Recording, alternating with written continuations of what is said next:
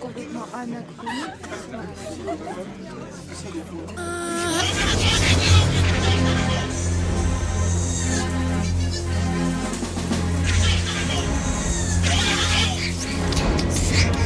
Je continue sur la psychose, la question que me pose la psychose, et qu'elle pose à beaucoup de gens, bien entendu.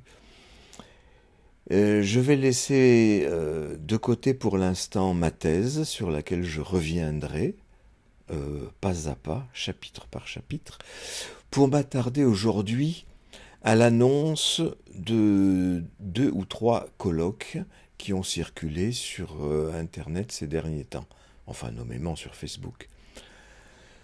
Ces annonces de colloques sont parlantes. En tout cas, elles me disent quelque chose à moi. Elles me posent des questions. La première, c'est la remise du prix Prescrire. Prescrire, c'est les psychiatres qui font ça. Donc c'est une remise de prix à des psychiatres. Bon. Et la journée est annoncée comme suit. 9h45, 10h accueil, 10h30 remise du prix Prescrire, et 10h30, 12h20, débat public, classer les troubles mentaux, aide ou entrave aux soins, le cas de la schizophrénie. Bon, je me rappelle avoir répondu à l'époque dans Facebook à cette annonce que oui, pas de problème pour moi, le diagnostic est une entrave aux soins, la classification est une entrave aux soins. Et je continue sur cette hypothèse, mais qui n'est pas, que je voudrais ne pas laisser dans le champ de l'opinion, mais que j'aimerais étayer par quelque argumentation. Alors, déjà, l'argument justement de ce débat, classer les troubles mentaux aide ou entrave aux soins, je trouve très bien ce qui est indiqué là. On y dit, le terme schizophrénie a été inventé au début du XXe siècle pour nommer les troubles présentés par de jeunes adultes atteints d'idées délirantes persistantes et en rupture sociale. Très bien, ça on peut pas le dénier, ce sont des gens que l'on rencontre effectivement, et j'en ai rencontré beaucoup dans les hôpitaux. Aujourd'hui, derrière l'apparente simplicité diagnostique et le recours quasi systématique aux neuroleptiques, ce terme regroupe en réalité une grande diversité de situations, de causes encore inconnues. Et je trouve cette formulation superbe, au sens où ça nous change de la formulation psychanalytique qui est la psychose, c'est forclusion du nom du père. On est dans la névrose ou on est dans la psychose. Et la forclusion du nom du père est le critère qui marque la limite. Et cette apparente distinction très précise, définition très précise, finalement fige les choses. Je crois que c'est beaucoup plus conforme à la réalité de l'expérience que de dire ce terme regroupe en réalité une grande diversité de situations, de causes encore inconnues. Alors, je sais qu'il se dit dans le milieu psychanalytique que aux présentations de malades dans les hôpitaux, on fait appel aux psychanalystes parce que les psychanalystes ont de meilleurs critères et peuvent aider les psychiatres au diagnostic. Ça me semble complètement, personnellement, hors de propos. Le psychanalyste n'a rien à faire dans les hôpitaux, et surtout pas pour aider les psychiatres à faire des diagnostics.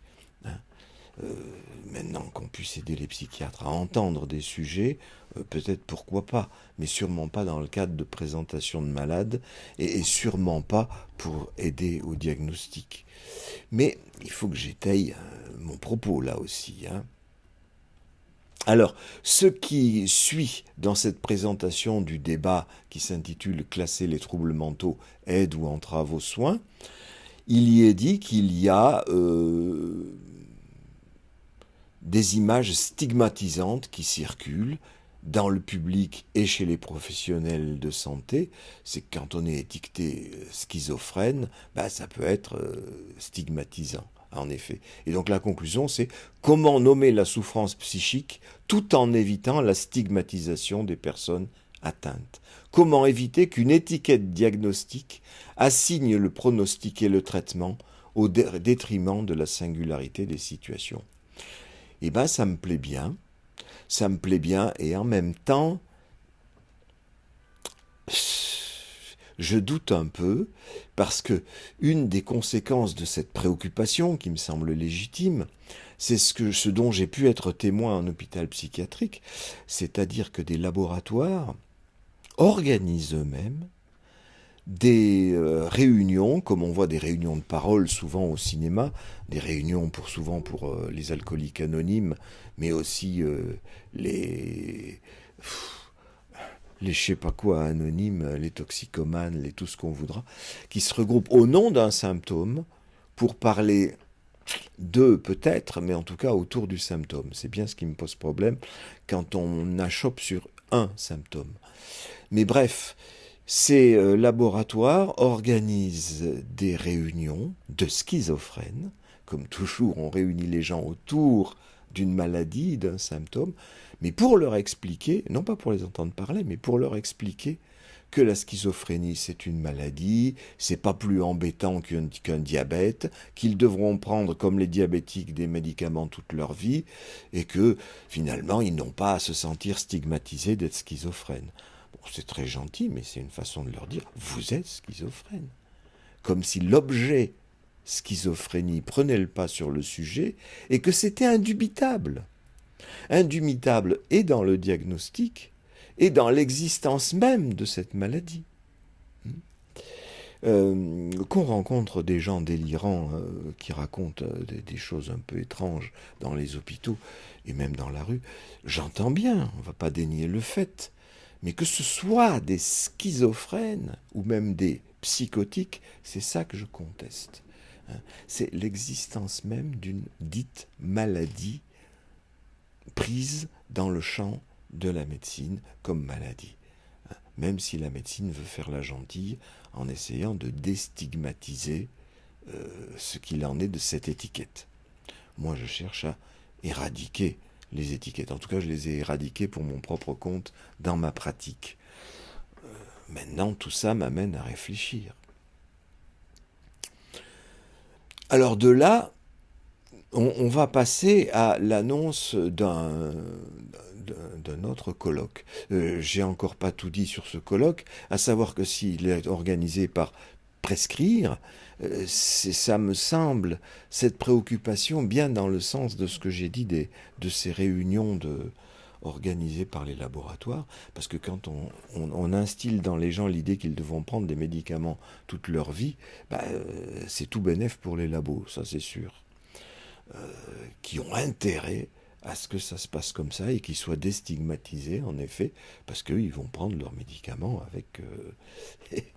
avec régularité et tranquillité, d'autant plus qu'on aura réussi à les déstigmatiser, si ça marche. C'est pas dit que ça marche encore. Et donc passons à l'examen d'une autre annonce d'un colloque, cette fois d'un colloque de psychanalyse. Alors cette fois c'est le dispositif du Cardo, c'est ainsi qu'il s'annonce, qui organise un colloque qui s'intitule « Mise à ciel ouvert ». C'est mis sous l'égide d'une formule de Lacan qui dit « Le sujet psychotique est un martyr de l'inconscient ». C'est une formule de 1956. Ensuite, il passe à la référence à Freud en parlant du chapitre de la métapsychologie, les textes de 1915, le texte sur l'inconscient. Et où les rédacteurs de cette annonce rappellent que Tosc a confié des textes d'observation de malades à Freud. Bon, peut-être bien parce que Freud travaillant uniquement en cabinet privé, n'avait pas trop accès à des gens délirants.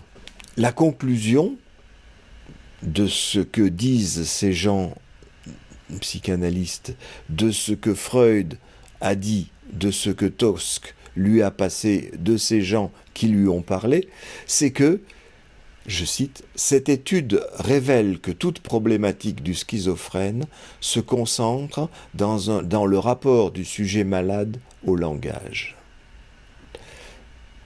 Et c'est vrai que Freud dit ça. Et que Lacan s'en est servi pour, sa fameuse formule, l'inconscient est structuré comme un langage. Alors, j'ai pris tout ça pour du bon pain pendant des années. Maintenant, je souhaite le questionner un peu. Alors, le cas le plus connu cité par Freud, venant de Tosk, c'est cette jeune fille qui se plaint, après une dispute avec son fiancé, d'un trouble que Freud identifie à un symptôme hypocondriaque. Cette fille dit « Les yeux ne sont pas droits, ils sont retournés ». Et suit une série de déclarations explicatives que la femme donne sans la moindre réticence, et dont le mot-clé est que son bien-aimé est un hypocrite, un tourneur-dieu. Freud dit que c'est donc que dans la schizophrénie, puisque pour Freud, la schizophrénie est un fait, il prend cette observation de Tosk comme du bon pain, comme moi pendant des années, il appelle ça langage d'organes parce que tout est une question de langage. Tourner les yeux, ça devient... le langage a absorbé la question de l'organe œil, dit-il. Bon, ce qui m'épate un peu, parce que Freud compare justement avec une hystérique. Il dit une hystérique aurait tourné les yeux, ses yeux se seraient tournés dans la réalité. Elle aurait fait ce qu'on appelle une crise hystérique, ce qu'on appelait à l'époque une crise hystérique. Vous voyez bien la femme qui se renvoie en arrière et qui a les yeux qui s'envoient au plafond. On a vu ça dans des films et on ne voit plus guère effectivement dans la réalité. Je l'ai peut-être vu une ou deux fois à l'hôpital, mais très rarement. Mais c'est pour ça que Freud fait une différence ici entre conscient et inconscient qui recoupe la différence névrose-psychose. Pour l'hystérique qui est dans la névrose, elle tourne les yeux parce que c'est refoulé, nous dit Freud. C'est refoulé, elle ne peut pas en parler. Donc c'est le corps qui montre quelque chose. Mais pour le psychotique, dit Freud, toujours pareil, elle peut en parler très tranquillement. Ce n'est pas le corps qui parle, c'est la parole, mais qui parle de l'organe œil qui a été retourné. Et c'est ce qui est retenu par l'histoire comme, chez le psychotique, l'inconscient est à ciel ouvert. On pourrait peut-être bien le remettre en question. Et je vais le remettre en question à partir du deuxième exemple que nous donne Freud, qui est le suivant. C'est juste après, dans son chapitre sur l'inconscient, dans la métapsychologie, où il dit, ça c'est un patient qu'il a lui-même, et ce patient passe son temps à se faire exploser les comédons devant le miroir. Et il se plaint ensuite que son visage a été complètement détruit par cette manie qu'il a de se tripoter le visage avec les mains, nous dit Freud.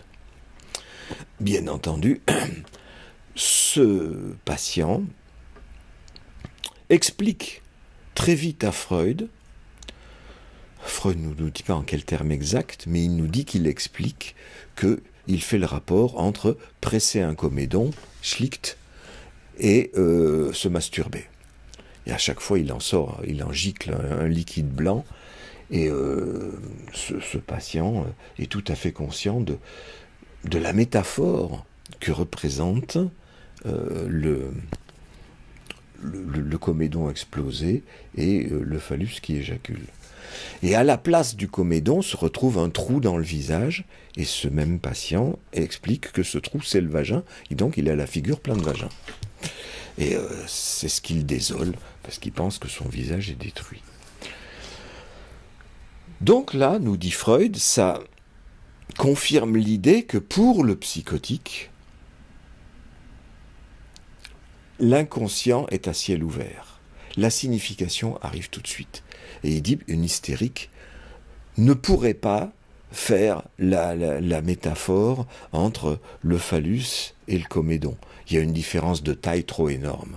Et il ajoute un troisième cas, qui est celui, toujours un cas cette fois fourni par Tosque, de quelqu'un qui agirait comme un obsessionnel, c'est-à-dire qui passe des heures à sa toilette et à s'habiller, et quand il s'habille, ça lui pose un gros problème parce qu'il a l'idée que les mailles de la chaussette s'écartent comme un sexe féminin. Là aussi, nous dit Freud, il en est conscient. Et pour lui, c'est le critère. S'il en est conscient, c'est qu'il est psychotique. Bien qu'il se présente comme un obsessionnel, c'est un psychotique. Et l'homme des comédons, c'est pareil, bien qu'il se présente comme un hystérique, eh bien, c'est un psychotique parce qu'il donne les explications à ciel ouvert, comme la dame qui parle de son fiancé comme un tourneur-dieu. C'est peut-être pas aussi évident parce que moi, je me dis que cette dame qui parle de retourner, des yeux retournés, à moi, ça me fait penser tout de suite aux comédons qui sont quelque chose qui dépasse et qui se trouvent retournés en une cavité. C'est la castration. C'est dont se plaint ce jeune homme, dont je ne crois pas que Freud dise qu'il se plaint de la castration. Il dit qu'il joue sa castration, mais c'est lui qui interprète à ce niveau-là. Mais il ne nous dit pas que le jeune homme effectivement dit qu'il s'agit de castration. Parce que comme souvent chez Freud, il ne nous dit pas exactement ce que dit la personne. Il nous dit un patient que j'observe actuellement se laisse détourner de tous les intérêts de la vie par le mauvais état de la peau de son visage. Il estime avoir des comédons et des trous profonds dans le visage que tout le monde regarde. L'analyse démontre qu'il joue son complexe de castration tout entier au niveau de sa peau. L'analyse démontre, alors il n'y a plus de sujet, c'est plus ni la personne en question, ni Freud, il n'y a pas de jeu dans la phrase, c'est l'analyse qui démontre, comme ça. Bon, on pourrait se demander quand même si c'est un plaquage de Freud ou pas. Bon, moi je le suis tout à fait, je pense qu'il a tout à fait raison. Mais ça serait quand même mieux s'il nous disait les mots exacts de la personne et qu'il disait quelles sont ses interprétations à lui. Un peu plus loin, il nous dit la cavité apparaît alors par sa faute. La cavité qui apparaît alors par sa faute est l'organe génital féminin, c'est-à-dire l'accomplissement de la menace de castration provoquée par l'onanisme, ou plutôt du fantasme qui la représente. C'est lui qui le dit. Donc, et il nous dit aussi que c'est évident pour le jeune homme. Bon, alors que ça paraît évident surtout pour Freud. C'est loin d'être évident qu'il y ait une différence comme ça, que conscient-inconscient, et que tout serait conscient chez ce monsieur. Mais enfin, je veux bien le croire, je veux bien lui faire ce crédit, mais moi, j'insiste, je ne vais pas dire l'analyse nous dit que, je vais dire que moi, ça me fait penser que cette inversion du comédon en cavité, qui fait donc castration, eh bien, ça pourrait très bien être ce que la personne dit, la femme dit au niveau de son œil, qui est retourné. Comme si, effectivement, la fréquentation de son fiancé lui avait rappelé qu'elle était une femme, c'est-à-dire que ça l'avait castrée. Mais comme c'est l'œil qui voit ça, l'œil, non seulement le sien, mais l'œil de tout le monde, qui fait que ce qu'on entend le plus souvent, ce que j'ai entendu le plus souvent comme problème dit psychotique de la part de beaucoup de gens, c'est les gens me regardent. Mais qui s'entend à peu près chez tout le monde, dans la fameuse formule « mais qu'est-ce que vont en penser les gens ?» C'est rare les gens qui peuvent s'abstraire de l'opinion que les autres se font d'eux. Hein. Donc, la différence conscient-inconscient qui recouvrirait névrose-psychose, elle peut parfaitement être en doute. Vous voyez comme on peut le mettre en doute à l'examen même du texte de Freud. Hein. Et j'avais dit aussi un peu la même chose, je vous renvoie à la vidéo où j'en ai parlé, quand Lacan analyse cette dame qui pense qu'un monsieur lui renvoie le mot « truie ». Hein, et Lacan d'interpréter tout de suite en termes de corps morcelé, truie parce que je viens de chez le charcutier, et donc le charcutier, sa fonction, c'est de découper les cochons. Hein, mais moi, j'avais fait remarquer que cette dame ne disait pas cochon, elle disait truie, que c'était une façon de féminiser quand même le cochon, parce que quand on bouffe du cochon et qu'on en achète chez le charcutier, on se fout pas mal de savoir si c'est une truie ou un verrat. Et que donc il y a quelque chose de la féminité et peut-être bien de la castration dans cette histoire, ce que Lacan ne prend absolument pas en compte. Il plaque la théorie du corps morcelé sur cette personne. Hein. Il en fait une psychotique parce qu'on la lui présente comme psychotique, tout simplement, dans le cadre d'une présentation de malade. Il prend les choses pour du bon pain, lui aussi. Hein, ne pose pas la question de et s'il y avait autre chose là-dedans, et si on demandait à la personne aussi, plutôt que de plaquer sans arrêt de la théorie. Mais la leçon essentielle que je tire de tout ça, c'est que même chez Freud, sa préoccupation, c'est de trouver le critère entre névrose et psychose.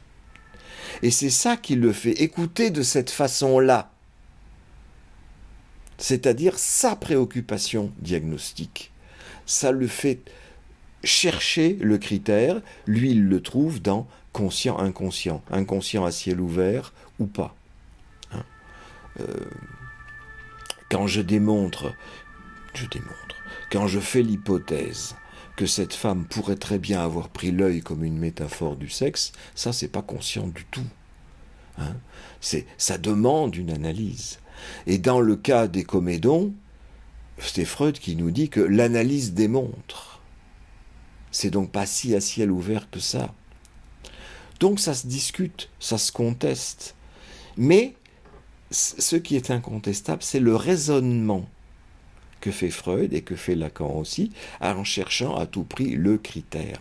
Pour Freud, ça sera conscient-inconscient. Pour Lacan, ça sera forclusion du nom du père. Mais en l'occurrence, dans le cas de Truie, ça sera le corps morcelé.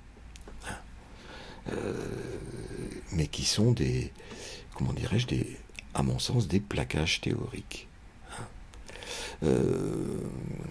Dans le cadre de la personne dont j'ai parlé dans la vidéo précédente, cet Abdel, que j'ai présenté comme schizophrène, parce que là aussi, il était présenté comme schizophrène, donc j'ai suivi. J'ai indiqué des moments où il y avait cette voix qui lui disait « va à court, va coucher avec ta mère, va tuer ton père ». Eh bien, on pourrait dire également inconscient à ciel ouvert. Mais non, parce que pour lui, c'est la voix qui dit ça, ce n'est pas lui. Il y a un refoulement. Hein. Le contenu est peut-être à ciel ouvert, mais pour le sujet, ce n'est pas du tout à ciel ouvert, ce n'est pas lui qui pense ça, c'est quelqu'un d'autre. Hein. Dans le refoulement, c'est pas moi qui ai envie de tuer mon père et de coucher avec ma mère. Hein. Et là, on reprend tout de suite les arguments des anti-psychanalyses et même de ceux qui sont dans la psychanalyse et qui soutiennent que non, l'Oedipe, c'est pas chez tout le monde, la castration, c'est pas chez tout le monde, ça c'est des vieilles lunes freudiennes. Moi je pense que ce sont des gens qui sont pas assez loin dans leur analyse, c'est tout, mais chacun pense comme il veut et je vais pas penser à leur place, sûrement pas. Donc chacun qui dit ce qui le concerne a raison pour ce qui le concerne. Moi, ce que j'en dis, ce ne sont que des hypothèses, et ces hypothèses, dans mon travail, me permettent de poser des questions pour permettre à la personne d'avancer. Et ça m'évite aussi cette façon de penser qui est la mienne, justement de plaquer, comme le fait Freud, comme le fait Lacan, des théories sur les gens. Hein. Mais mes questions sont là pour leur redonner la parole, justement, pour trouver ce qu'ils peuvent dire eux-mêmes de ce qu'ils sont. Alors, il arrive que des psychanalystes qui sont attachés à la fonction de la lettre et qui prennent les mots pour les choses, ce qui pourrait être un autre critère de psychose, mais j'y viendrai, hein. Mais le fait même de s'attacher à la lettre en tant que psychanalyste, c'est prendre les mots pour les choses aussi. Mais donc, beaucoup de gens disent, et Lacan le premier, il faut retourner au texte allemand de Freud pour être sûr que la traduction n'a pas trahi la pensée de Freud. Alors j'y suis allé pour cette histoire de tourneur-dieu, puisque c'est là, cette fois, les paroles sont présentées entre guillemets. C'est donc comme si c'était cette jeune femme qui parlait de son fiancé, qui lui a tourné les yeux. Eh bien, dans le texte allemand, je suis allé vérifier, ça dit ceci: Die Augen sind nicht richtig, sie sind verdreht. Ce qui veut bien dire, les yeux ne sont pas droits, ils ont été tournés. Ou tournés. Verdrehen, le dictionnaire dit tordre, déformer. Bon, ça revient au même, justement. Si on ne s'attache pas au pied de la lettre, ça revient au même. C'est bon.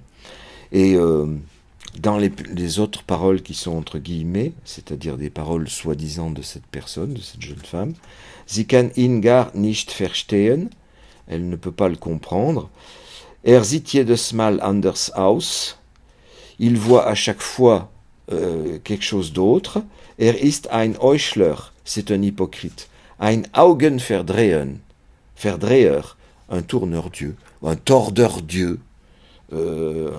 Tordeur n'existe peut-être pas en français, c'est peut-être pour ça que les traducteurs ont employé tourneur-dieu. Hat ihr die Augen verdreht, tourné, tordu, déformé. Jetzt hat sie verdrehte Augen, maintenant elle a les yeux tordus, tournés. Es sind nicht mehr ihre Augen, ce ne sont plus ses yeux. Sieht die Welt jetzt mit anderen Augen. Elle voit le monde à travers d'autres yeux.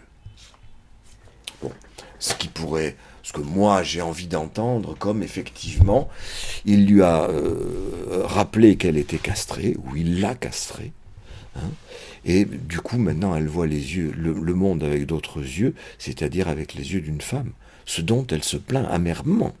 Hein.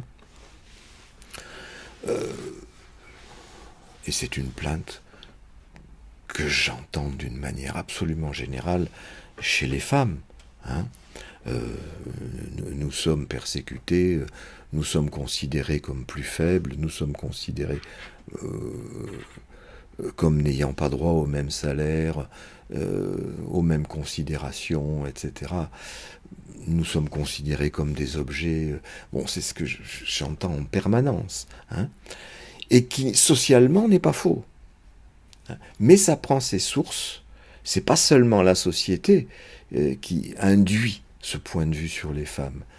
C'est le point de vue des hommes et des femmes sur les femmes qui est repris par la société en renforcement de quoi ? De la différence des sexes telle qu'elle est vécue par les enfants.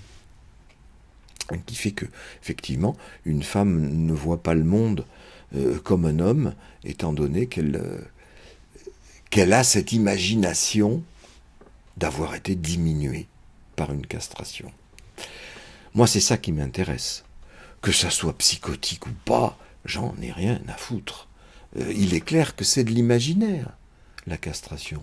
Ça n'existe pas dans la réalité. Hein. Les hommes, les femmes ne naissent pas tous avec une bite et puis on le coupe à la moitié de la population. Mais c'est quand même comme ça que les enfants s'imaginent la chose et que ça reste refoulé dans l'inconscient.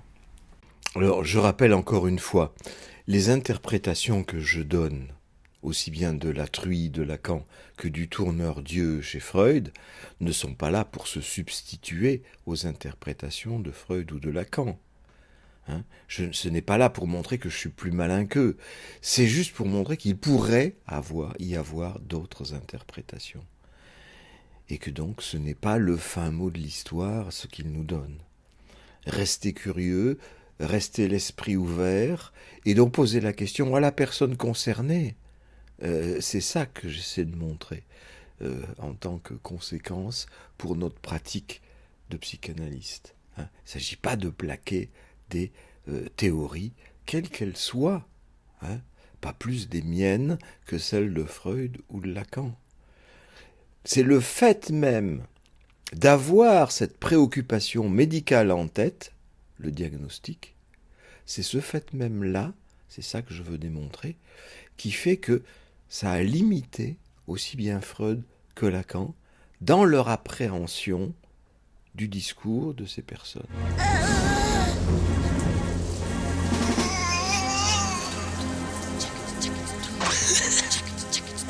Freud continue son exploration de la psychose en l'associant à deux types de régression. La régression de la libido sur le moi et la régression de la libido des représentations de choses aux représentations de mots. Ça se fait de manière coordonnée, ensemble, ces deux régressions.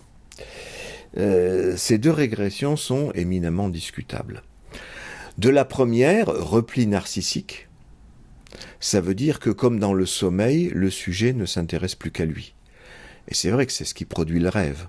Et Freud note d'ailleurs que le rêve produit les mêmes types de régression des mots aux choses non, c'est le contraire justement. Le rêve produit la régression des mots aux choses puisqu'il met en scène des idées qui peuvent se traduire en mots dans l'esprit de veille.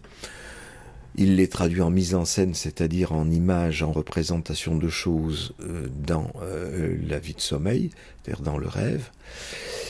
La psychose fait plutôt, pour Freud, l'inverse, c'est-à-dire faisant régresser les représentations de choses aux représentations de mots. D'où son idée langage d'organes. Il appelle ça langage d'organes. Organsprache. Ça se traduit exactement comme ça. Ce qui, moi, j'ai du mal à l'entendre, parce que, à propos de la tourneuse Dieu, par exemple, eh bien, moi, c'est dans l'hystérique, j'aurais appelé ça un langage d'organes, parce que il dit pour l'hystérique, elle aurait tourné les yeux. Donc pour moi, oui, c'est ça le langage d'organes, c'est-à-dire c'est l'œil qui se tourne, qui dit quelque chose à la place de la parole. Mais là, non, pour Freud, non, c'est le contraire. C'est parce que la personne dit que son fiancé est un tourneur Dieu et que maintenant ses yeux sont tournés, elle le dit à ciel ouvert, donc, qu'il s'agit d'une régression des choses aux mots, choses dans l'hystérie, mots dans la schizophrénie. D'où son truc de langage d'organes. Bon, ça me fait bizarre d'entendre ça, puisque moi, spontanément, j'aurais fait l'inverse. Et bon, il faut le savoir. Et il faut discuter, justement, les termes, tels qu'ils sont employés et tels qu'on pourrait les comprendre. En tout cas, tels que moi, je les comprends.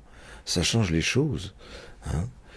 Et c'est comme ça d'ailleurs qu'on fait des projections à notre insu et qu'on croit comprendre un texte d'une façon alors qu'il dit peut-être autre chose, mais surtout qu'il peut être compris d'une autre façon. De la même façon, les gens qui nous parlent peuvent être compris d'une façon ou d'une autre façon. D'où une prudence nécessaire, que ce soit à la lecture des textes, mais surtout à l'écoute des gens. Donc cette régression des choses aux mots est éminemment discutable. D'autant que autant dans ce que j'ai pu entendre de gens dits délirants, il y a aussi des hallucinations visuelles. Alors, là, c'est pas les mots qui sont en question, bien sûr. Je ne suis au courant d'une hallucination visuelle que parce que la personne m'en parle. Ah, j'ai vu le Christ, j'ai vu la Vierge. Ou dans telle église, j'ai vu que la Vierge avait les yeux qui brillaient et qui me regardaient. Ça, c'est à minima. Hein. Je l'ai entendu, donc ça. Est-ce que c'est une régression au mot ou est-ce que c'est la traduction en mots d'une régression à l'image? Eh bien, je n'en sais rien. Je me borne à mettre la question en doute. Hein, et à surtout essayer de comprendre ce que ça veut dire. Hein. C'est ça qui m'intéresse. Et puis, sur la question du rêve, Freud dit que dans le rêve, il n'y a que des représentations de choses. Les représentations de mots ont été coupées des représentations de choses. C'est vrai souvent, mais pas toujours, puisque dans certains de mes rêves, j'ai trouvé aussi des représentations de mots. Il y a des phrases que j'entends dans certains rêves. Pas souvent, certes, mais ça existe. Donc on ne peut pas dire avec Freud que dans le rêve, il n'y a que des représentations de choses.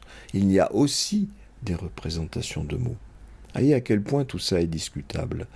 Enfin, son histoire de régression narcissique. C'est-à-dire toute la libido s'investirait sur le moi comme dans le rêve, dit-il. Eh bien, et c'est ça, dit-il, qui fait que ça empêcherait le transfert, et donc tout travail avec les psychotiques. Bon, ce que Lacan a contesté en disant le psychanalyste peut parfaitement travailler avec des psychotiques. Mais c'est assez étrange, parce que à la fois Lacan a beaucoup travaillé cette question de la psychose, parce que comme un psychiatre, il fallait qu'il trouve un critère absolu de différenciation.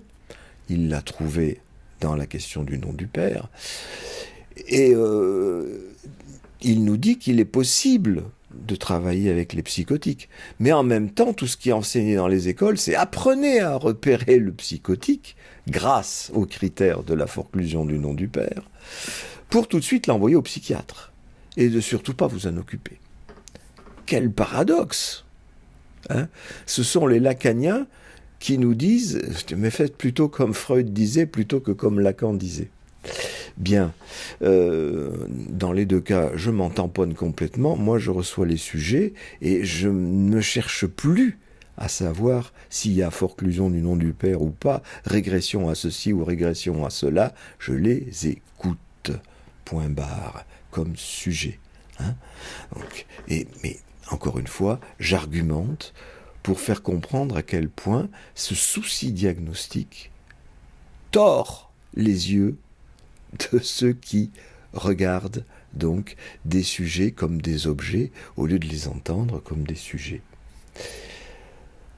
Donc, cette régression narcissique qui empêcherait le transfert, c'est curieux parce que dans le cas de mon Abdel, dont je vous ai parlé dans la vidéo précédente, je vous ai indiqué que tout le temps où je l'ai écouté, eh bien, il a complètement changé, il est sorti de son isolement, il a parlé avec les autres, en se laissant pousser la barbe et les cheveux, comme moi, et en faisant des jeux de mots, comme moi, donc il est devenu moi. Et il loupait pas une seule de ses séances, il était présent à l'heure, tout. Il y avait visiblement un transfert. Alors qu'est-ce que c'est que cette histoire de régression narcissique qui empêcherait le dit psychotique de transférer sur un analyste? J'ai la preuve que non. J'ai la preuve même dans des cas les plus régressés qui soient. Je pense au gars dont j'ai déjà parlé, qui était complètement amorphe, à plat sur son matelas toute la journée, sans rien faire, incontinent, qui ne mangeait pas, qui ne regardait personne. Eh bien, à partir du moment où je suis venu dans sa chambre régulièrement, en lui demandant l'autorisation, où je suis resté à côté de lui régulièrement, en lui demandant l'autorisation, et où je l'ai regardé, où je lui ai parlé régulièrement, eh bien, j'ai eu la surprise, mais très peu de temps après, de le voir débarquer dans mon bureau. Il venait me voir. Évidemment, il n'avait aucune notion de l'heure et de si j'étais occupé ou pas. Il venait pas à des rendez-vous. Il venait me voir. Et il me regardait. Hein. Dans un des cas les plus régressés qui soit, un type qui parlait absolument pas, incontinent, qui refusait de manger et tout. Bon, oui, il y avait un transfert. Hein. Ce n'est qu'un des exemples que je peux donner, mais je dirais que chaque fois que j'ai pu travailler avec quelqu'un, quel que soit son état, il y avait quelque chose de l'ordre d'un transfert. Encore une fois, on dit transfert par pudeur, on ferait mieux de dire ce dont il s'agit, c'est-à-dire amour, voire désir sexuel. Hein. C'est là que ça se place. Hein. Je me rappelle d'un grand adulte qui ne parlait pas et qui passait son temps à courir dans les couloirs de l'hôpital en hurlant. Et dès les premières fois où il est venu dans mon bureau, il baissait son pantalon et il venait me montrer son zizi. Je comprenais pas dans un premier temps, puis j'ai bien dû me rendre à l'évidence. Il me demandait que je fasse quelque chose à son zizi, il me demandait une relation sexuelle, tout crûment, comme ça. Bon, il y avait transfert. Et alors? Donc, cette histoire dite par Freud, de repli narcissique, ça ne tient pas. Et donc, tout le travail avec n'importe qui est possible. Ah, c'est important, je n'aurais de cesse de le marteler, hein. Même si les résultats ne sont pas toujours évidents, mais j'ai eu des résultats spectaculaires, j'en ai parlé dans d'autres vidéos, je ne vais pas vous bassiner avec ça aujourd'hui, des résultats spectaculaires qui ne font pas que les gens sortent de l'hôpital et se mettent à travailler comme ingénieurs en informatique, hein. C'est pas là le truc, mais enfin quand même des résultats spectaculaires. Bien, donc ça existe. Donc Freud, là, s'est trompé. Et ce qui est enseigné dans les écoles, ne travaillez surtout pas avec les psychotiques, c'est une erreur aussi. Il importe que je le dise. Alors, ça, c'était pour la régression narcissique qui, soi-disant, empêcherait le transfert. Examinons un peu plus à fond la question de la régression des choses aux mots, comme dit Freud, ou pour le dire d'une manière plus générale, prendre les mots pour des choses. Eh bien, je vais vous lire un petit passage de Mona Abdel, dont vous allez voir tout ce qu'on peut tirer. Là, contrairement à ce que fait Freud en disant l'analyse démontre, je vous montre les notes exactes que j'ai prises sous sa dictée. Hein. Alors, j'ai vu une figue, mais je ne sais pas la forme que ça a. Ça peut être rond, ovale, mais aussi tout à fait ronde. Je lui dis, tu n'as pas exactement l'image de la figue? Il répond, oui, il faut pas que je m'énerve pour que je sache la représenter. Ah. Il se pose la question de la représentation. Il faut pas que je m'énerve indique que c'est peut-être une difficulté de se représenter quelque chose, mais en tout cas, c'est en question. Hein. Alors, je lui demande si c'est un effort de représenter. Il me dit oui, ça fait travailler l'imagination aussi. Représentation, imagination, on y est. Hein. Quand on nous dit aussi que les schizophrènes ne sont pas dans l'imagination. Bon. Alors je lui demande, la figue, c'est une image ou un mot? Et il me répond, non, c'est le fruit que j'aime assez bien. Alors, bien entendu, sous l'emprise de l'idée du réel que j'avais à l'époque, je dis oui, ben voilà, pour lui, c'est ni une image ni un mot, il est dans le réel. C'est ce qu'on dit des psychotiques. Ils vivent dans le réel puisqu'ils sont forclos du symbolique. Bon. Et encore une fois, c'est l'interprétation que j'avais à l'époque, étant donné le moule lacanien que j'avais dans la tête. Mais néanmoins, je repose la question après, qu'est-ce qu'il représente pour toi, ce fruit? Ça représente un fruit très sain, le fruit préféré de tous les Arabes. Je pense qu'ils aiment beaucoup la figue. Quand on offre une figue à quelqu'un, on l'offre à une fille. Quand on l'aime beaucoup, on le donne à une fille. Si la fille, elle s'y connaît, elle est très contente, car elle sait ce que ça représente. Ça représente un fruit de grande importance. C'est un fruit très aimé. En un mot, l'amour même. Donc vous voyez qu'il tourne autour, il ne sait pas trop, et puis finalement il arrive à trouver la signification de ce qu'est la figue. C'est l'amour même. Je vais un tout petit peu plus loin dans mon plaquage théorique, autrement dit le désir sexuel. Pour un garçon, en tout cas, c'est comme ça. Mais c'est ça, moi, quand j'offre un bouquet de fleurs, c'est pour démontrer mon amour, c'est une représentation. Et là, il est clair qu'il est dans la représentation. Il a un peu de mal à l'expliquer, mais il est bel et bien dans la représentation. Donc, il n'est pas du tout forclos du symbolique, il y est. Alors là, il est clair que les mots ne sont pas pris pour des choses. Hein. La figue, la figue, hein, ça marche toujours. La figue est bien prise pour ce qu'elle représente et non pas pour elle-même, contrairement à ce que j'aurais pu croire qu'il a dit l'instant avant en disant « c'est un fruit que j'aime beaucoup ». En réponse à ma question un peu théorique, est-ce que c'est une image ou est-ce que c'est un mot? Cela représente quelque chose, il ne prend pas le mot figue pour la chose. Il la prend pour une métaphore du rapport, éventuellement sexuel, entre un homme et une femme. Et ça, c'est sûr. Il se pose la question de la représentation et de l'imagination, c'est dans son texte à lui.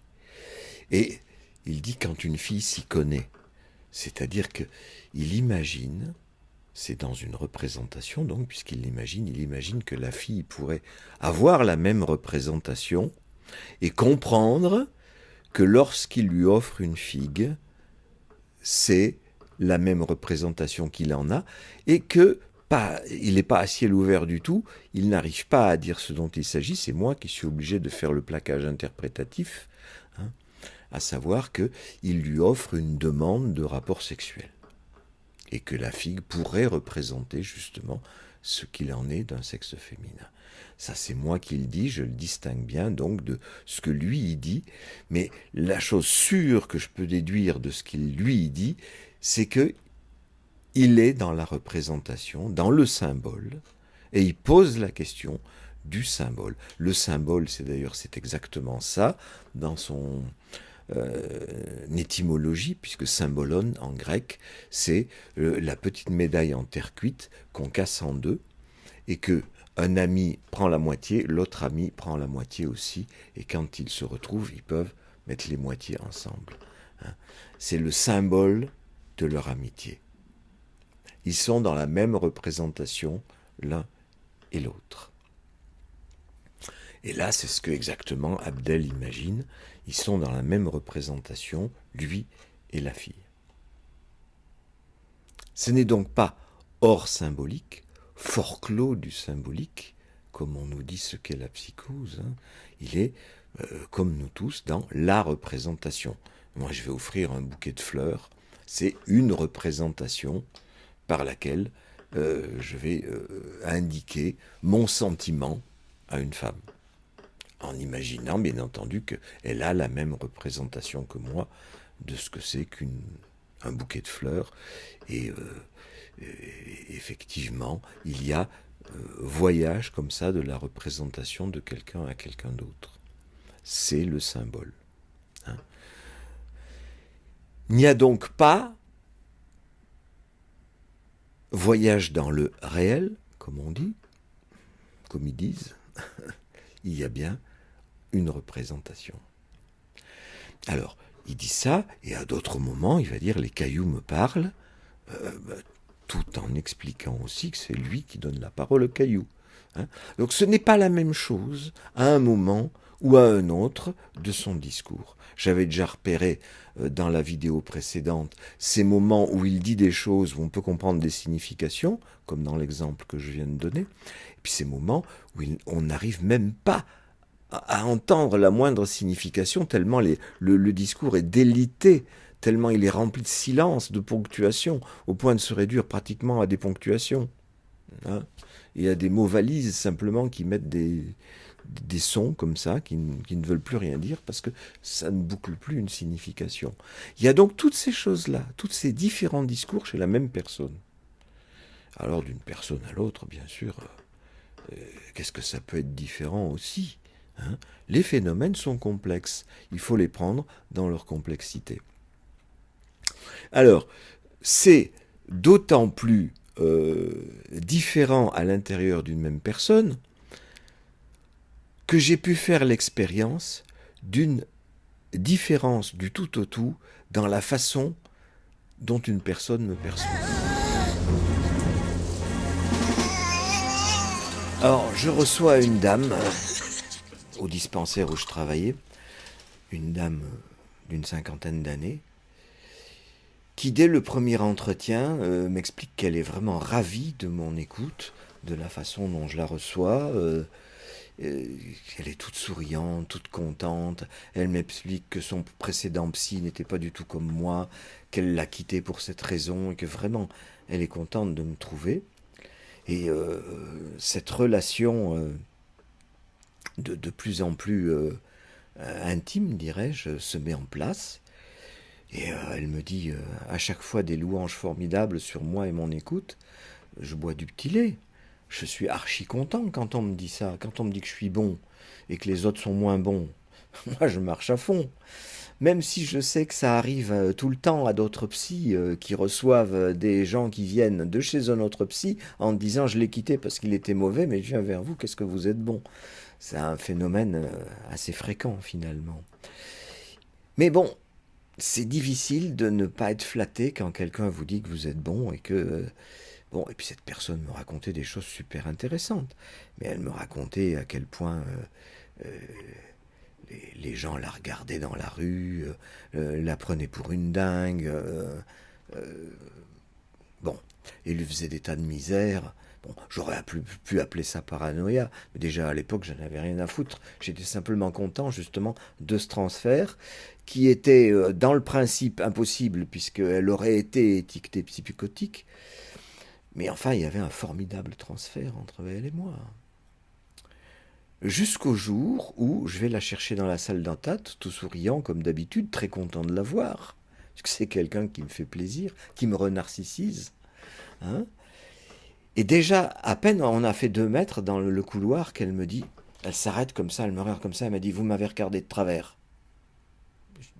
Non, enfin, comment ça? Venez m'expliquer ça. On va dans le bureau, la séance se passe très mal, elle arrive presque rien à dire, sauf que je l'ai regardée de travers. Vous entendez la correspondance avec mes yeux ont été tournés?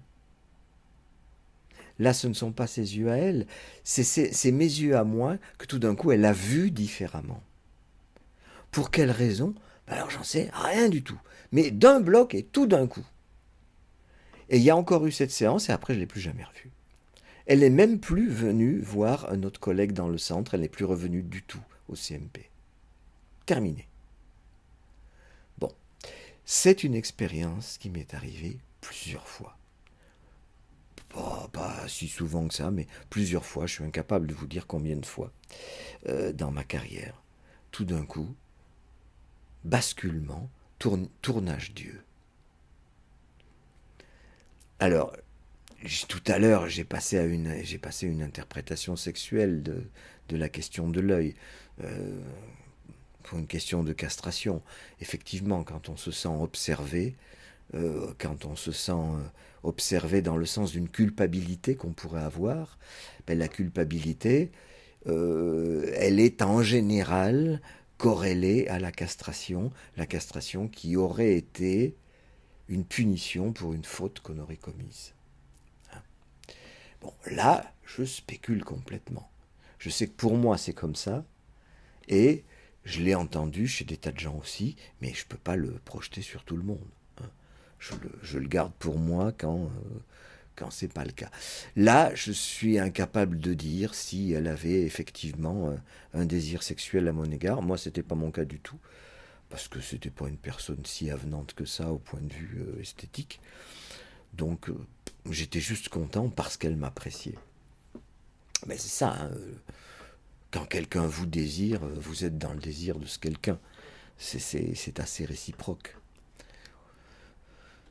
Alors, y avait-il un désir sexuel qui sous-tendait notre amour réciproque? Parce que c'était le cas, j'en sais rien. Une autre cas m'est arrivée de cette façon-là, avec un ami cette fois, un ami psychanalyste. Et pourquoi ne dirais-je pas son nom? C'était Serge Ashbloom. Je dis c'était parce qu'il est mort il y a plusieurs années. Alors, pourquoi ne pas dire son nom, puisque je ne trahis rien, du coup.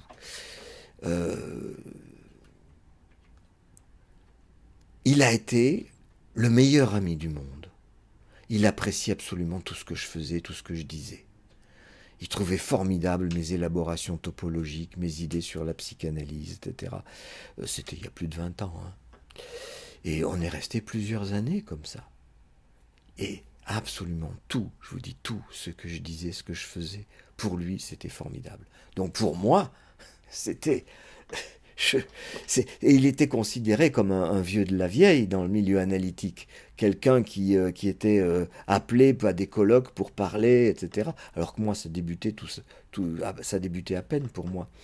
Donc pour lui, c'était quelqu'un de vraiment implanté dans le milieu analytique. J'étais très flatté qu'il trouve formidable tout ce que je racontais et tout ce que je faisais, au point qu'il m'a poussé à faire un séminaire. Donc je me suis dit, après tout, si lui, grande sommité, me demande de faire un séminaire, c'est que j'ai peut-être vraiment quelque chose à dire. Donc j'ai commencé à faire séminaire. Mais il m'avait dit, écoute, tu habites dans le 15e, moi je suis au centre, c'est plus pratique pour les gens de venir au centre de Paris. Puis mon appartement est beaucoup plus grand, tu pourras recevoir plus de monde. Bon, je lui dis, oui, tiens, c'est sympathique comme proposition. Ça allait dans le sens de notre amour, n'est-ce pas? Il me proposait son chez-soi pour tenir mon séminaire. Mais à peine j'ai commencé à parler dans mon séminaire chez lui, où il y avait effectivement pas mal de monde qui venait, et ben il s'est mis à m'interrompre à tout moment. Et à certaines séances de mon séminaire, il parlait plus que moi. À chaque fois, parce que c'était un ami, je ne voulais pas l'interrompre dans l'interruption qu'il faisait de mon discours. Ce que j'aurais fait maintenant en disant, écoutez, s'il vous plaît, vos questions et interventions un peu plus tard, laissez-moi finir mon propos. Mais là, c'était pas le cas, j'étais beaucoup plus gentil. Ah oui, t'as quelque chose à dire, vas-y donc. Et puis il tenait le crachoir pendant tout le reste du temps. Et j'avais pas pu dire ce que j'avais à dire. Bon, je me suis aperçu de ça me castrait quelque part, il faut dire les choses comme elles sont. Je ne le sentais pas comme ça à l'époque, je le dis comme ça avec le recul. Enfin, je me sentais atteint dans mon narcissisme. Hein. Il prenait ma place. Bien.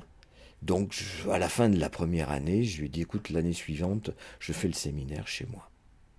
Et là, du jour au lendemain, terminé. Tout ce que je disais, tout ce que je faisais était nul. Il s'est mis à me critiquer tout partout dans le milieu analytique. Mais tout ce qu'il avait dit de positif sur moi, ça s'était transformé brutalement en négatif. Ses yeux avaient été tournés, lui aussi, tout d'un coup. Bon, j'ai essayé dans un premier temps de concilier, de l'inviter à dîner pour qu'on en parle, etc. Refus systématique. Je me rappelle d'une soirée à Psychanalyse Actuelle où on s'est retrouvés tous les deux dans l'assistance, au début avant que l'orateur commence à parler. Je me dirige vers lui, la main tendue, au moins pour lui dire bonjour. Et il a répondu en croisant les bras comme ça et en faisant comme un gamin qui boude, quoi. J'étais absolument sidéré d'un tel refus, d'un tel basculement complet de l'humeur à mon égard. Alors, le problème, encore une fois, qu'il s'agisse de la même chose que de la dame qui était étiquetée psychotique ou pas, rien à foutre. Mais il y a là quand même un mécanisme qui m'interroge, d'autant que ça m'est arrivé plusieurs fois. Ça m'est arrivé aussi avec des femmes avec lesquelles j'étais en relation. Pas toutes, mais au moins une ou deux, comme ça. Un jour, c'est arrivé, du jour au lendemain, pouf, j'étais plus la personne aimée, la personne désirée. Ça me laissait complètement pantois à chaque fois. C'est donc un phénomène qui se produit relativement souvent. Et je le mets donc en rapport avec ce tournage Dieu repéré par Freud. L'humeur qui change d'un coup. Alors, on peut penser tout de suite à ce que les gens appellent psychose maniaco-dépressive. Vous voyez que ce n'est pas du tout un changement d'humeur au sens dépression ou manie. Se sentir très gai tout le temps et dynamique, ou se sentir complètement abattu et apathique. Ça, c'est une des façons que la psyché a de basculer d'un côté à l'autre. Mais au niveau d'un objet d'investissement, ça peut effectivement Oui, basculer comme ça d'un objet à l'autre. C'est-à-dire, j'ai envie de dire, d'un objet intégré à soi, intégré à son narcissisme, puisque moi je le sentais comme ça me narcissisait. Donc j'imagine que ça narcissisait aussi l'autre d'être en relation avec moi. Un petit peu comme dans cette relation avec Abdel, où il se laissait pousser la barbe, les cheveux et faisait des jeux de mots comme moi. Là, en ce qui concerne Serge Hachbloum, dans le cadre du séminaire, je pense que lui aussi, il avait envie de tenir séminaire, mais il n'osait pas, ou il avait moins de choses à dire, ou pas de choses à dire du tout. Et il m'a pris comme en quelque sorte porte-parole. Mais à partir du moment où j'étais son porte-parole, il m'a piqué la parole. Il y avait aussi là une espèce d'image narcissique qui se déplace de l'un à l'autre. Et le transfert qui, du coup, passe de l'un à l'autre, change de place et change de coloration, passe de l'amour à la haine. Chez Abdel, ça n'avait pas été le cas, c'était pas la haine, c'était l'indifférence.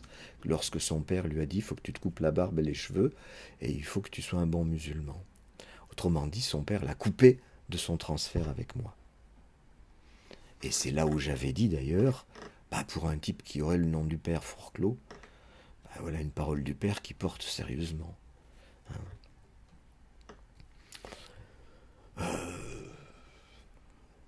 Ce sont des questions que j'amène, et pas des réponses. Je ne sais pas trop comment qualifier cette histoire de basculement comme ça de la psyché d'une coloration à une autre.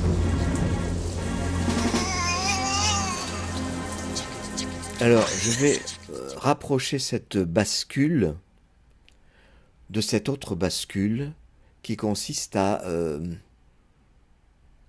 mettre hors du corps une représentation que l'on trouve insupportable. Formule éminemment discutable et que je considère comme provisoire pour l'instant, mais formule qui explique l'hallucination. Quelque chose que je ne supporte pas, je le mets dehors. J'ai peur des fantômes, les fantômes sont dehors. Mes fantômes, c'est les fantasmes. C'est-à-dire ce sont mes fantasmes. C'est mon amour pour des personnes décédées que je vais voir revenir sous la forme de fantômes. Ce qui arrive à Hamlet, qui voit le fantôme de son père. Et c'est ce qui arrive à des tas de gens qui pensent communiquer avec l'esprit de leur père décédé, de leur mère décédée, de leur frère ou de leur sœur décédée, etc. Ils mettent à l'extérieur la représentation qu'ils ont à l'extérieur de la personne aimée. Vous voyez, c'est en contradiction avec ce que j'ai dit tout à l'heure, où c'est la représentation haïe qui est mise à l'extérieur. Mais justement, ça pose la question de amour-haine, tel que je l'ai décrit dans mes relations avec les deux personnes dont j'ai parlé, cette dame au dispensaire et Serge Hachbloum. Tout d'un coup, ça bascule de l'amour à la haine. Alors, je me demande si, dans ces cas où on discute dans l'extérieur avec quelqu'un qui a été aimé, est-ce que cet extérieur ne représente pas justement la haine qui est refoulée, totalement refoulée, au profit de l'amour, mais la représentation reste à l'extérieur? Juste une question comme ça. J'en sais rien.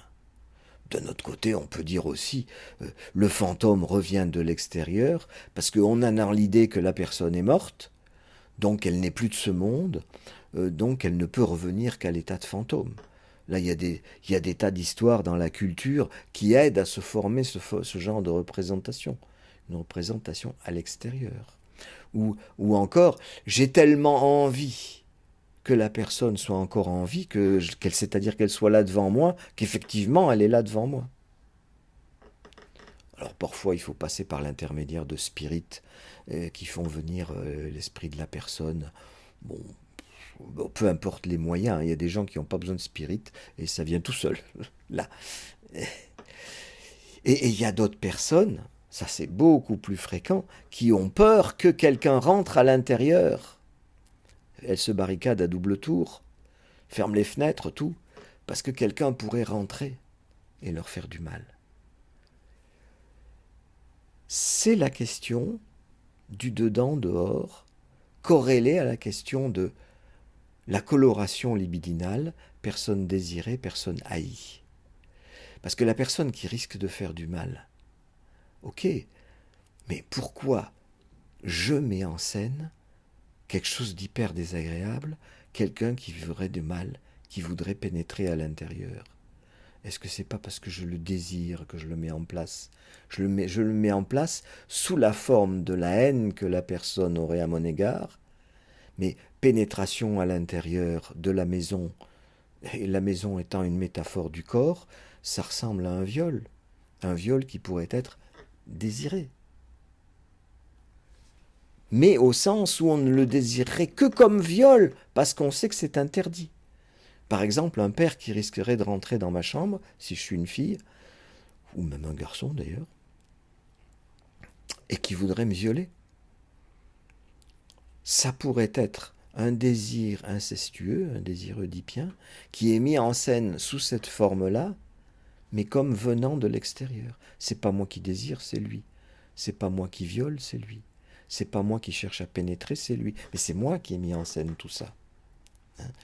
Et dans le cas du fantôme du père ou de la femme aimée qui revient parce que malgré qu'elle soit morte, c'est bien mon désir qui fait revenir cette personne sous forme de fantôme.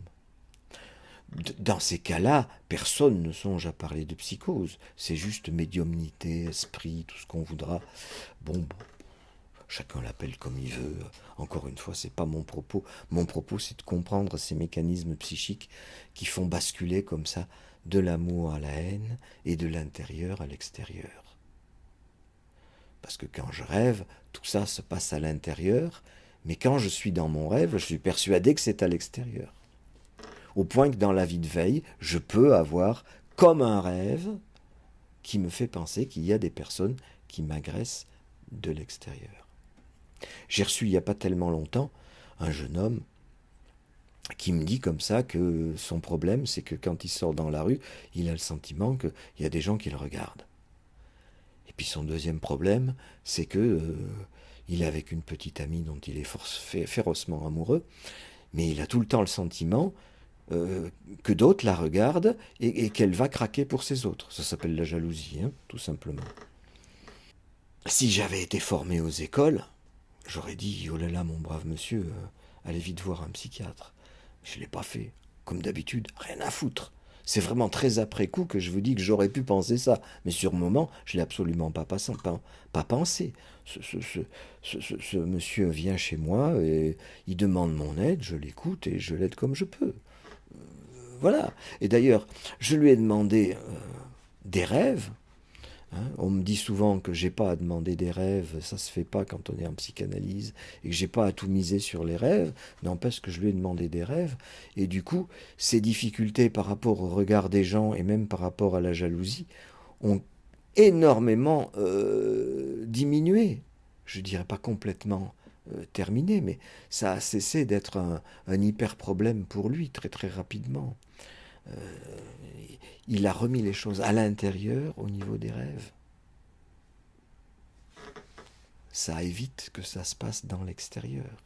Alors je dis surtout pas dans le réel, hein, je dis dans l'extérieur. C'est pas la même chose.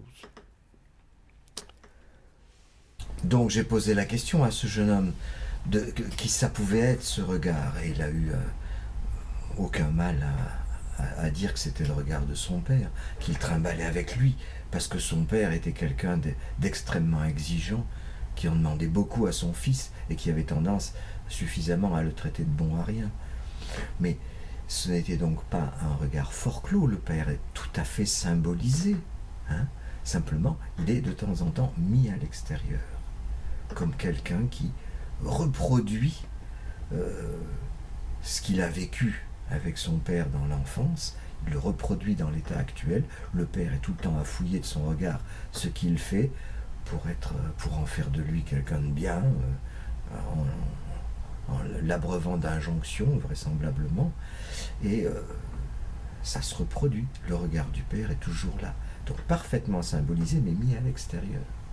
Hein, mis à l'extérieur, et pas tout le temps. Au point qu'à partir du moment où des rêves sont mis à l'intérieur, eh bien, ce regard du Père peut revenir lui aussi à l'intérieur. Donc il n'y a pas du tout de fatalité de la dite psychose qui peut osciller comme ça, autant dans l'humeur, amour-haine, que dans intérieur-extérieur. Comme sur une bande de Mébius, on parlait de la torsion, du tourneur de Dieu, hein, le tourneur Dieu, celui qui a retourné le regard, eh bien, cela peut être illustré par les torsions de la bande de Mébius, dont on sait maintenant depuis mes démonstrations qu'il y en a 3 et non pas une.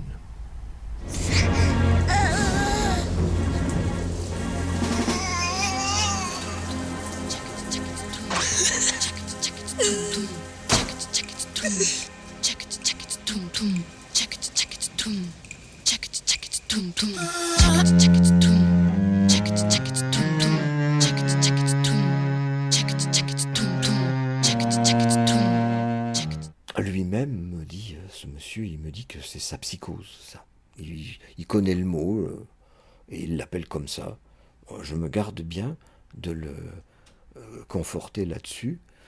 Et d'ailleurs, je lui ai demandé l'autorisation de parler de lui sans donner son nom ni aucune précision permettant de le faire, de le repérer. De toute façon, il y a tellement de gens qui présentent ce même genre de problème que je peux aussi bien en parler comme ça. Il ne sera pas reconnu.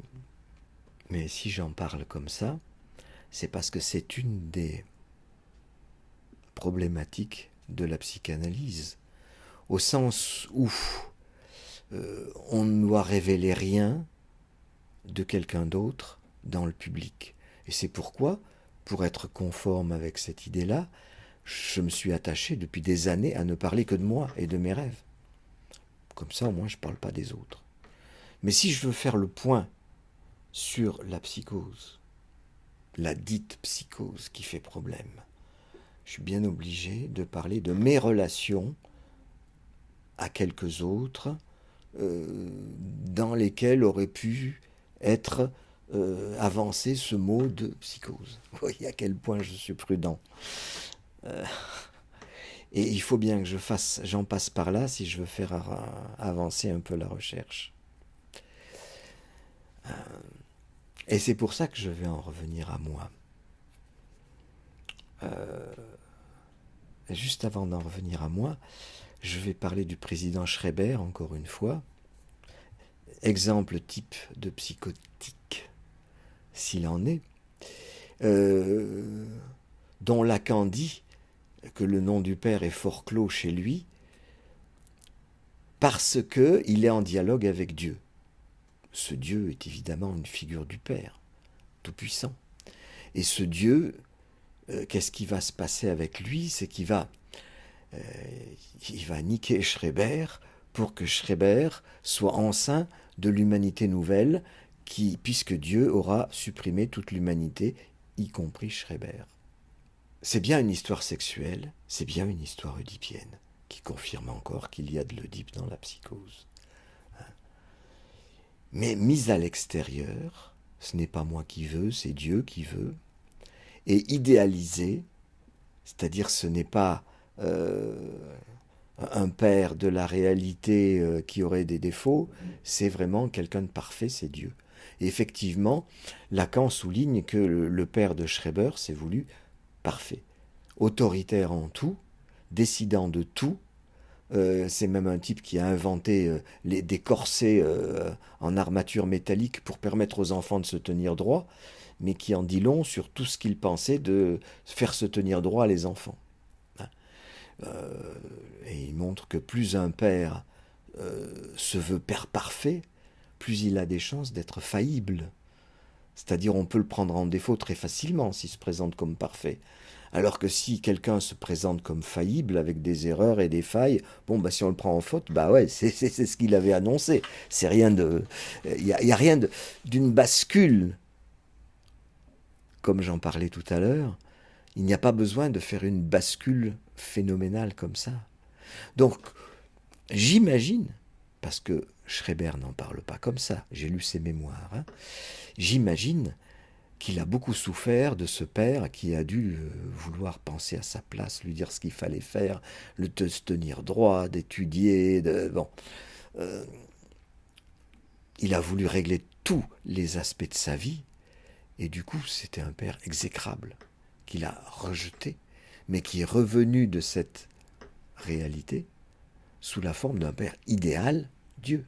C'est-à-dire un père tel que le père de Schreber aurait voulu se présenter, un père sans faille. Et de cette façon-là, à ce moment-là, Schreber peut sauvegarder son amour pour son père et son amour sexuel pour son père, puisqu'il peut imaginer une relation sexuelle entre Dieu et lui. Vous remarquerez que l'histoire de la Bible sur la naissance du Christ, c'est pas autre chose, hein, puisqu'il faut que un Dieu ne peut pas arriver sur terre comme ça, il faut qu'il passe par le ventre d'une mère, il faut qu'il y ait une gestation, et il faut qu'il y ait eu un acte sexuel, d'où l'invention du Saint-Esprit. Bon, tout ça sont des délires, hein, mais des délires collectifs en ce qui concerne le christianisme, et là, en ce qui concerne Schreber, c'est un christianisme un peu particulier qui est dû à sa projection de son père à l'extérieur. Où là aussi, vous voyez, il y a un basculement de la haine, entre la haine du père rejeté à l'extérieur et le fait qu'il revienne sous quelqu'un de parfait, donc aimé parfaitement, la forme de Dieu. Donc je suis en train de substituer, vous voyez, cette question de la forclusion du nom du père, où Lacan nous dit que le psychotique se situe donc hors symbolique, puisque le père n'est pas symbolisé. Eh bien, moi, je ne dis pas du tout. Le père est tout à fait symbolisé, puisque Dieu, c'est un symbole. Et quand quelqu'un qui m'aimait beaucoup, tout d'un coup, ne m'aime plus, c'est pas parce qu'il me symbolise plus, c'est parce qu'il me symbolise autrement. L'affect a une autre couleur. Or, ma théorie à moi, c'est que le symbolique, c'est l'affect. C'est ce qui permet de détacher un objet de l'environnement. C'est ce qui lui donne une importance. Ce que j'aime, c'est l'objet qui a le plus d'importance pour moi. Donc, c'est ce qui englobe en quelque sorte le corps de l'autre d'une espèce d'aura qui le découpe de l'environnement. La découpe symbolique, c'est ça, c'est l'affect qui le produit. Et l'affect, donc, peut faire son travail dans un sens, dans un autre. L'amour, la haine. C'est ce qui se passe, vous voyez la continuité qu'il y a entre tous ces phénomènes. Je suis donc en train de substituer une forclusion du nom du Père qui met les psychotiques hors symbolique à quelque chose qui est un basculement intérieur-extérieur, un basculement de la coloration de l'affect, l'affect étant ce qui sépare l'intérieur de l'extérieur. Je le retrouve chez moi-même de la façon suivante. Bon, déjà, à une époque où il y avait une femme qui habitait avec moi ici, je me rappelle que chaque fois que je cherchais un objet et que je ne le trouvais pas du premier coup, la première pensée qui se formait, c'était « ça y est, elle me l'a planqué quelque part ». Vous voyez, c'est une idée paranoïaque. J'ai des idées paranoïaques comme tout le monde. Ce ne sont pas les seuls. Mais ça date d'il y a très longtemps. Quelque chose de plus récent qui vient de m'arriver à ma grande surprise, c'est le rêve suivant, où je suis dans une réunion avec des vieilles dames. Et c'est une réunion du comité de quartier. Ça se passe en Australie. Ça se passe sur la terrasse de ma maison. Et c'est le comité qui est chargé de la protection du littoral. Mais je commence à m'ennuyer des discussions et à un moment, je prends pour prétexte de... Je ne sais plus quel prétexte je prends pour descendre en bas. Enfin, l'idée que j'ai dans la tête, c'est d'aller regarder le programme des cinés parce que j'ai envie d'aller au cinéma plutôt que de continuer dans cette réunion. Et quand j'arrive en bas, j'entends une voix qui me dit « Qu'est-ce que tu fais? Qu'est-ce qu'il y a ?»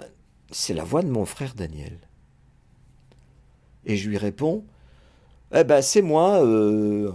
Écoute, je suis en réunion. » Alors il me dit « Mais quelle réunion? Qu'est-ce que c'est? Est-ce que je peux y aller ?» Bon, je lui dis « Ben oui, viens. » C'est mon frère Daniel qui est rentré alors que je ne pensais pas, je pensais qu'il était dehors. Vous voyez, dedans, dehors. Hein. Et je l'introduis chez moi.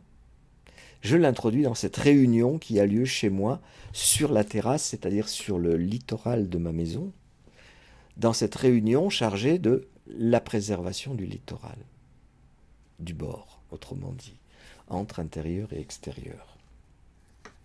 Et là, je le présente donc à toutes les dames qui sont là. Je dis, voilà, c'est mon frère Daniel. Et il serre la main un peu à tout le monde. Ça m'a épaté dans un premier temps, parce que mon frère Daniel est la personne que je déteste le plus au monde. Pour ceux qui me connaissent, dans d'autres vidéos, j'ai indiqué que j'ai un soupçon de viol à son égard, qu'il m'aurait violé quand j'étais petit. Il a 11 ans de plus que moi, de même que son frère jumeau. Et je ne sais pas lequel, ou si c'est les deux, ou si c'est personne qui m'aurait violé. Mais vous voyez que c'est la question de pénétration dans mon intérieur. Là, je le reçois sur la terrasse, sur le littoral. Je me suis dit dans un premier temps, mais qu'est-ce que j'ai à faire ? Je mets dans mon rêve, qui est censé être la réalisation d'un désir, je mets l'homme que je déteste le plus au monde, je le fais habiter avec moi. L'homme que je voudrais jeter à l'extérieur, je le mets dans mon intérieur. Et je le présente au gardien du littoral. J'ai compris dans un deuxième temps que j'aurais aimé que mon frère Daniel voie ce que je fais, voit les réunions auxquelles je participe, voit mon travail, reconnaisse mon travail de psy, ma vie tout simplement, ce qu'il a toujours rejeté dans les plus grandes largeurs, avec une haine tout à fait extraordinaire, et que, ben voilà, j'aurais aimé qu'il en soit différemment, qu'il me reconnaisse, comme mes parents d'ailleurs, qui n'ont jamais rien reconnu de mon travail et de ce que je faisais. Donc je le mets imaginairement en rêve, de l'extérieur où ma haine l'aurait foutu, dans l'intérieur où quand même un certain désir de reconnaissance, et donc un désir d'amour, aurait été. Donc, de là à dire un désir de viol ou de relation sexuelle, j'irai pas jusque-là, mais un désir de reconnaissance, oui. Et peut-être que un viol, quelque part, ça pourrait être un désir, une reconnaissance. Qu'est-ce que j'en sais, moi ? Être important pour l'autre d'une certaine façon. Je fais ces hypothèses pour moi-même, hein, je me garderai bien de les faire pour les autres. Mais voyez comme la problématique dedans dehors peut s'actualiser dans un rêve de la même façon qu'elle peut s'actualiser dans un délire et prendre son père pour Dieu et le voir avoir une relation sexuelle avec soi, comme dans le cadre du président Schreiber. Là où Freud, comme Lacan, cherche le critère de différence entre eux et les psychotiques, entre guillemets, là où il cherche à tout prix qu'est-ce qui est pas comme nous, eh bien moi je cherche au contraire ce qui est comme nous. Ce qui est le fil de continuité qui va me permettre de comprendre mieux ce qu'il en est de l'autre, parce que je suis comme l'autre.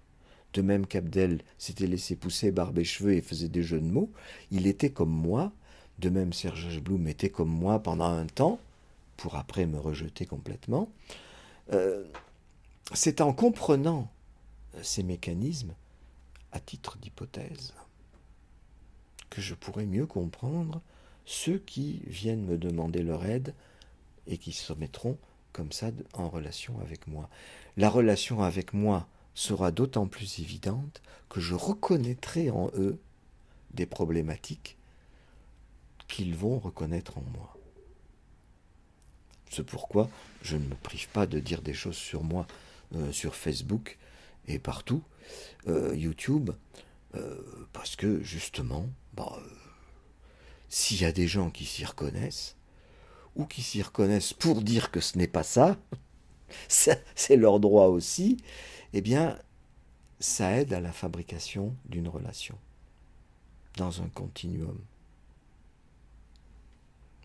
Et c'est avec ça que je vais travailler. Mais j'en ai pas fini, parce que là, je ne fais que développer des hypothèses que je continuerai à travailler dans les vidéos suivantes. Tum, tum, tchak, tchak, tum, tchak, tchak, tum, tum, tchak, tchak,